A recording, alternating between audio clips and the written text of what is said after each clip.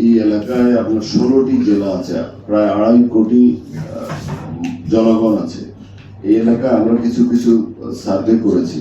এখানে ক্যান্সার, হৃদরোগ, এইসব বিশেষ কিডনি রোগ, এই সমস্ত রোগগুলো আমরা দেখছি, আমরা ডেটা নিচ্ছি। গত 5 বছর 2 বছর এই সমস্ত ডেটা নিচ্ছি যে এখানে কি ধরনের রোগীরা ঢাকা যায়, কিংবা রাজশাহী ডিভিশনাল শহরে চলে যায়, কিংবা বাইরে চলে যায়।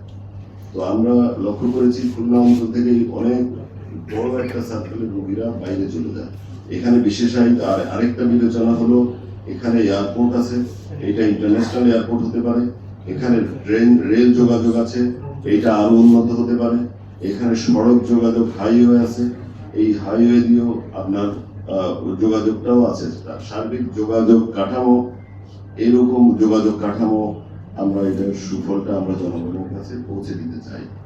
এই বিবেচনায় প্লাস রোগী এছাড়াও এখান থেকে সার্ক অঞ্চলে যোগাযোগটা আমার মনে হয় সহজ হবে। সেই ক্ষেত্রেও আমরা এই এলাকাটা একটা চিকিৎসার হাব হবে এবং সেন্টার অফ এক্সেলেন্স হবে। সেই বিবেচনায় আমরা এটাকে সুপারিশ করেছি।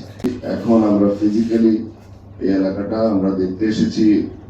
এখানের আমাদের যে বিভাগীয় কমিশনার মহোদয় এবং জেলা প্রশাসক এবং প্রশাসনের আমরা কর্মকর্তা যারা তথ্যপত্র দিয়ে আমাদেরকে সহযোগিতা করতে পারেন, তাদের সাথে আমরা বিস্তারিত আলোচনা করেছি।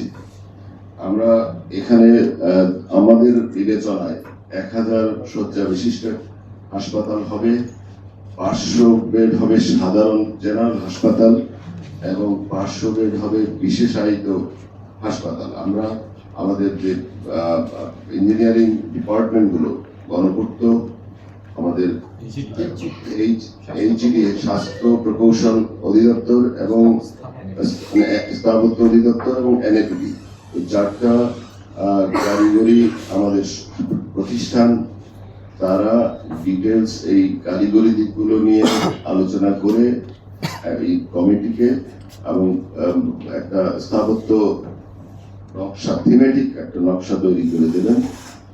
আমরা আশা করি সবগুলো আমাদের টিওআর গুলো নির্ধারণ করা হয়েছে।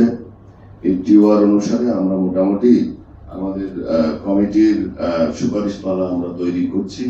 আমরা আশা করি ইনশাআল্লাহ আমরা আগামী 16 তারিখের মধ্যে, আমাদের টাইম লিমিট 16 তারিখ পর্যন্ত, ইনশাআল্লাহ আমরা 16 তারিখের মধ্যে মাননীয় প্রধানমন্ত্রীর দপ্তরে আমাদের এই কমিটির রিপোর্ট আমরা দাখিল করতে পারবো।